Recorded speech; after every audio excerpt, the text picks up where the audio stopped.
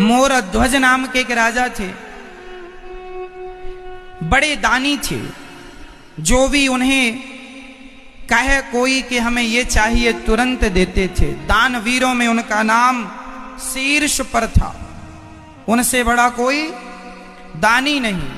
एक बार भगवान श्री कृष्ण प्रशंसा करने लगे भरी सभा में पांडवों के बीच कि मोरध्वज जैसा कोई दानी नहीं है। अर्जुन ने कहा प्रभु मुझे जरा सा डाउट है, क्या संदेह है? बोले मोरध्वज तो मैं सुना तक नहीं कि ये आदमी कौन है मोरध्वज नाम का।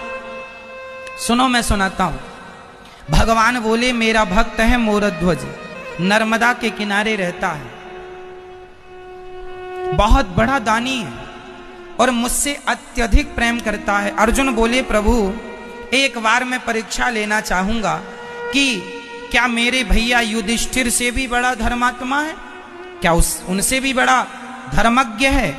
चलो परीक्षा लेने चलते हैं। दोनों परीक्षा लेने गए, अर्जुन और भगवान श्री कृष्ण।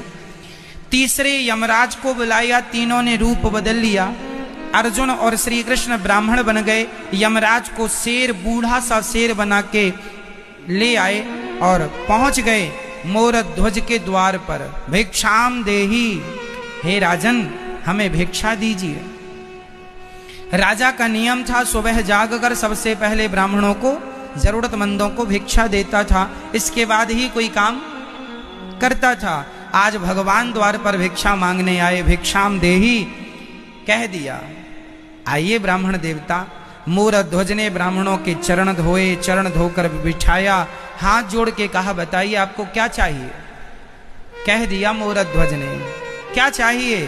ब्राह्मणों ने कहा कि हमें ज्यादा कुछ नहीं, पर जो हम मांगेंगे उसके पहले आपको हमें एक वचन देना पड़ेगा। पहले आप संकल्प लो कि हम जो मांगेंगे आप वो देंगे।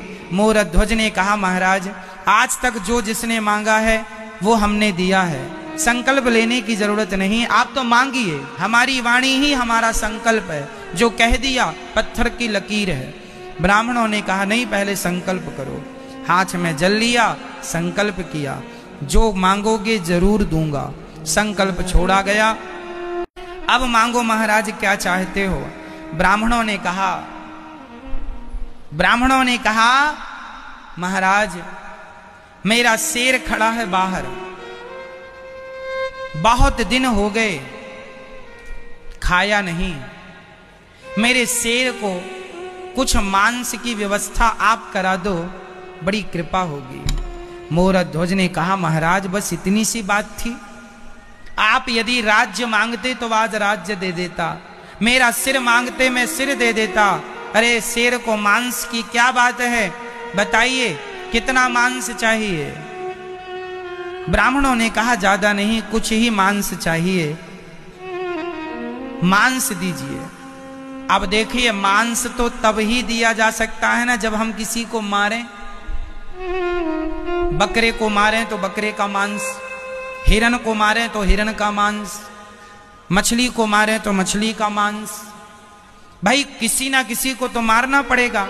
और राजा इतने बड़े धर्मात्मा थे कि वो कभी किसी की हत्या नहीं करते थे। अब राजा ने कहा महाराज आपके शेर को मांस चाहिए और मैंने वचन दे दिया है, तो एक काम करो मेरे शरीर का मांस शेर को दे दो। इतना धर्मात्मा राजा कि अपने शरीर को देने लग गया। लेकिन सोची उस राजा ने नगर में किसी की हत्या का सोचा नहीं कि मैं बकरा मार डालूं, चलो बकरे का बलिदान दे दें। ना जी, ना बकरा, ना बकरी, ना मछली, ना मुर्गी, कुछ नहीं, मुझे चढ़ा दो। ब्राह्मण बोले आपका मांस हम दे तो देते शेर को, पर हमारा शेर नेक बूढ़ा है, दांत टूट चुके हैं, मांस को फाड़ सकता नहीं है, बूढ़ा है, कड़ा मांस खाएगा नहीं। कोई बच्चे का मांस मिल जाता तो शेर का पेट भर जाता। अब मोरध्वज का दिमाग बच्चों की तरफ गया, पर बच्चा कौन सा, किस बच्चे को मैं मार दूं बताइए महाराज? मेरा अपना शरीर तो मेरे वश में है, किसी को मारना हत्या हो जाएगी महाराज। ब्राह्मणों ने कहा यदि आपका बेटा यदि वो अपना मांस दे दे। राजा बहुत धर्म संकट में पड़ गए, पहली बार वो इतने बड़े संकट में आए। संकट ये है कि यदि शेर को मांस नहीं देते तो बोल करके मुकर जाने का पाप लगेगा कि कह के आप पलट गए, और यदि बच्चे को देते हैं तो बच्चे को मारने बाल हत्या लगेगी। हत्या तो लगेगी, हमने किसी को पकड़ के अपने धर्म के लिए जबरदस्ती मार दिया थी तो हत्या ही है, हत्या लगेगी। मतलब दोनों तरफ से अब पाप है।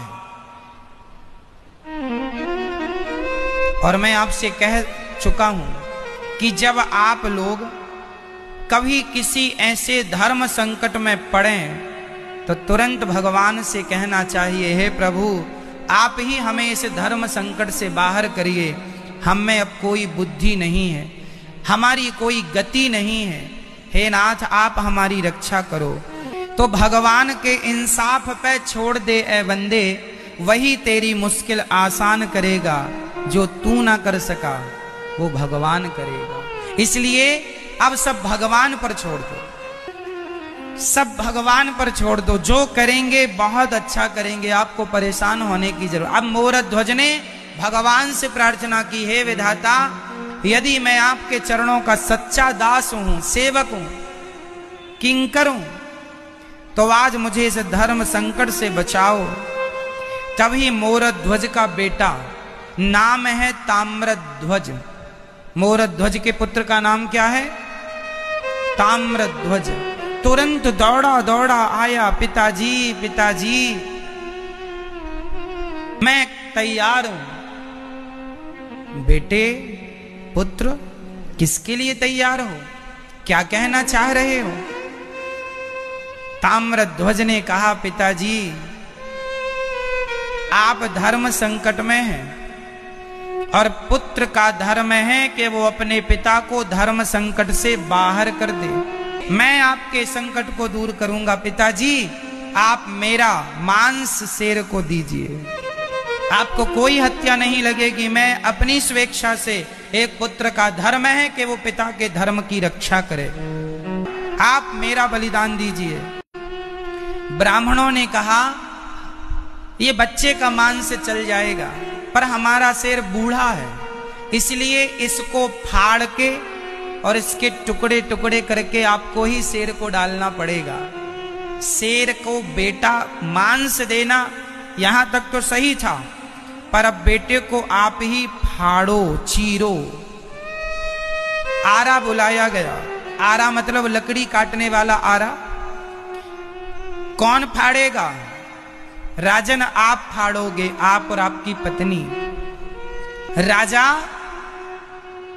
तैयार हो गए आरा लेकर, रानी तैयार हो गई आरा लेकर, और वो फाड़ने वाला पुत्र भी तैयार हो गया, मुझे फाड़ डालो। मेरा सवाल आपसे है कि आज मोरध्वज अपने बेटे को आरा से चीरने को तैयार हो गया, किसके लिए? धर्म के लिए, कि पुत्र जाए तो जाए।